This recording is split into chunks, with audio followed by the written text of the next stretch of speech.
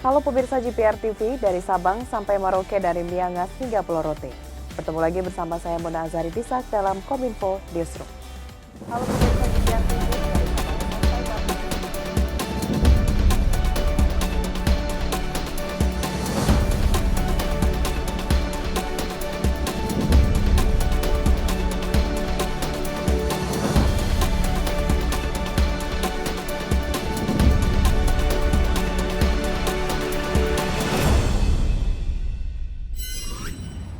Pemirsa, mengawali informasi pertama, kebijakan tanpa karantina bagi pelaku perjalanan luar negeri diperluas ke seluruh Indonesia.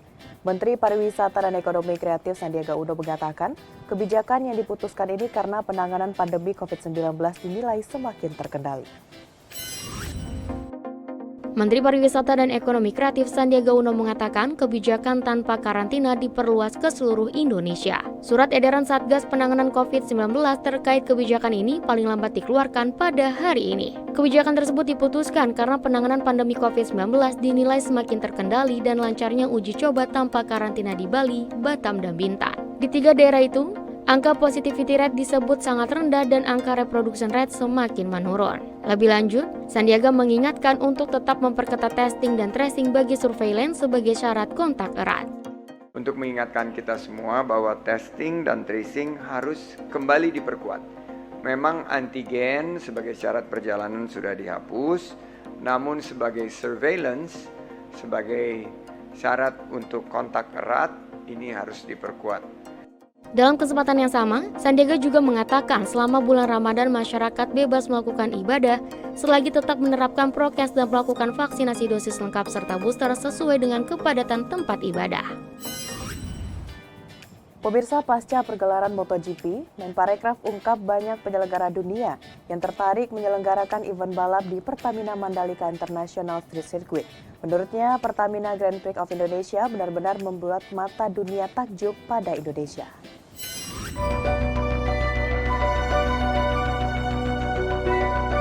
Menteri Pariwisata dan Ekonomi Kreatif Sandiaga Uno menyatakan Indonesia sangat percaya diri menggelar event kelas dunia di Pertamina Mandalika International Circuit Lombok Tengah, Nusa Tenggara Barat. Ia mengatakan penyelenggaraan acara dilakukan dengan mengikuti aturan protokol kesehatan mengingat kemungkinan varian baru virus COVID-19 muncul. Kita super confident bahwa Indonesia sanggup menyelenggarakan event berkelas dunia sekelas MotoGP yang 400 juta pasang mata. Kemarin melihat bagaimana epicnya sirkuit Mandalika. Lebih lanjut, setelah event MotoGP Mandalika, berbagai komunitas telah mengajukan izin menggunakan sirkuit Mandalika untuk ragam event olahraga seperti lari, balap sepeda, hingga uji kecepatan kendaraan mobil balap. Menteri Sandiaga berpendapat, wisatawan dalam negeri lebih mempunyai potensi meramaikan sirkuit Mandalika ketimbang wisatawan mancanegara. Hal ini terlihat dari antusiasme wisatawan dalam negeri yang mendominasi perhelatan MotoGP Mandalika minggu kemarin. Kayak kemarin dari 63.000, wisatawan mancanegaranya sekitar 3.000 sampai 4.000, sedangkan wisatawan Nusantara yang mendominasi. Tapi dengan kemudahan bebas tes antigen untuk domestik, saya melihat peluang Mandalika menarik lebih banyak wisatawan Nusantara. Pemirsa, Presiden Joko Widodo menegaskan bahwa presidensi G20 Indonesia tahun 2022 membahas 3 hal penting, seperti bagaimana membentuk arsitektur kesehatan global, memperkuat aspek transformasi digital, dan mendorong upaya percepatan transisi energi.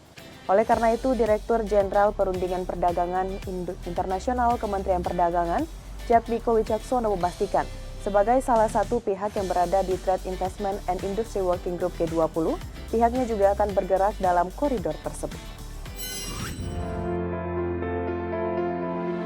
Direktur Jenderal Perundingan Perdagangan Internasional Kementerian Perdagangan, Jatmiko Wicaksono, menyampaikan bahwa Indonesia akan memprioritaskan 6 isu dalam Trade Investment and Industry Working Group.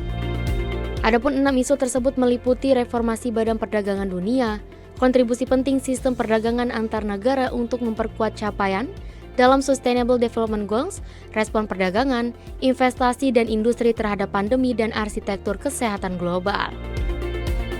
Selanjutnya, perdagangan digital dan rantai nilai global yang berkelanjutan, mendorong investasi berkelanjutan untuk pemulihan ekonomi global, serta industrialisasi inklusif yang berkelanjutan melalui industri 4.0. Menurutnya, isu-isu yang diangkat pada G20 di Indonesia ini adalah hasil kolaborasi dengan organisasi-organisasi internasional. Semua anggota G20 dan negara undangan menjadi bagian dari kerjasama sektor tersebut. Karenanya, 6 isu yang disuguhkan sudah disepakati bersama sebagai penguatan lembaga perdagangan multilateral agar bisa berperan lebih maksimal mewujudkan capaian kinerja pembangunan berkelanjutan. Ini merupakan program PBB diikuti hampir seluruh negara di dunia, anggota PBB hampir 200. Dan ini targetnya tahun 2030 harus terpenuhi. Nah, bagaimana di sini intinya G20 bisa mendorong upaya untuk mencapai SDG itu di tahun 2030 tercapai. Di kesempatan yang sama pemirsa, Deputi Bidang Kerjasama Penanaman Modal Kementerian Investasi BKPM, Riyatno, meyakini realisasi investasi dari 900 triliun pada 2021 menjadi 1.200 triliun pada 2022 dapat tercapai. Hal ini menyusul adanya momentum presidensi G20 Indonesia dan kesiapan strategi dari Kementerian Investasi. Presiden Joko Widodo telah menargetkan realisasi investasi dari 900 triliun rupiah pada tahun 2021 menjadi 1.200 triliun rupiah pada tahun 2022. Deputi Bidang Kerjasama Penanaman Modal Kementerian Investasi Riyatno optimistis target yang ditetapkan Presiden dapat tercapai. Hal ini menyusul adanya momentum presidensi G20 Indonesia. Riyatno menyebut strategi yang diambil pemerintah untuk mencapai target tersebut, yakni meningkatkan koordinasi antara kementerian lembaga dan pemerintah daerah. Selanjutnya, melakukan perencanaan investasi 4 wilayah, diantaranya wilayah 1 Sumatera, wilayah 2 DKI Jakarta dan Kalimantan, wilayah 3 Jawa Barat dan Sulawesi, dan wilayah 4 Jawa Timur hingga Papua. Kemudian membuat daftar 100 besar investasi di masing-masing provinsi yang diharapkan mampu memfasilitasi perusahaan-perusahaan besar, baik penanaman modal asing dan penanaman modal dalam negeri. Serta dibentuknya Satuan Tugas Percepatan Realisasi Investasi oleh Presiden Jokowi.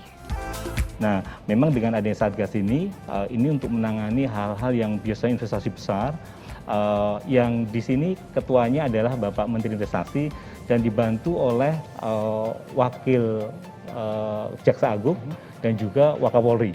Jadi kalau setiap ada hambatan investasi, segera dilakukan upaya untuk penyelesaiannya.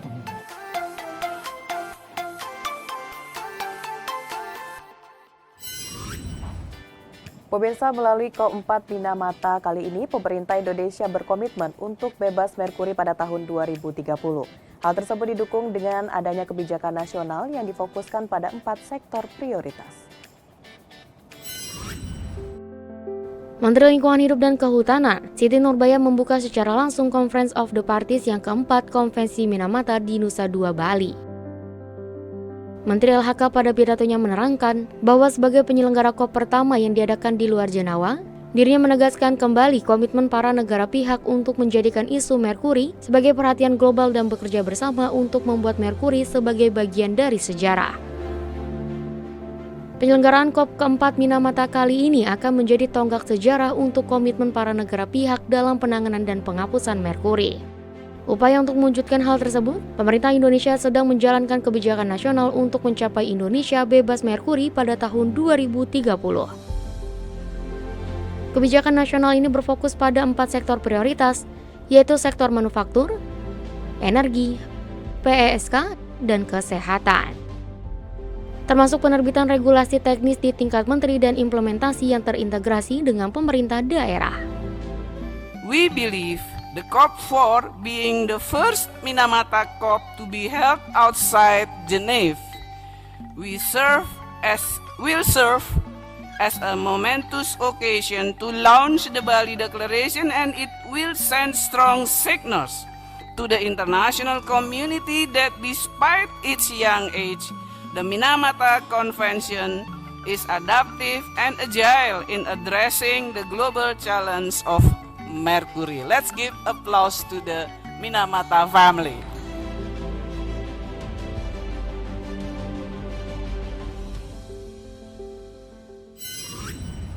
Pemirsa, setelah jeda pariwara kami akan kembali dengan berbagai informasi lainnya. Tetaplah bersama Kominfo Newsroom.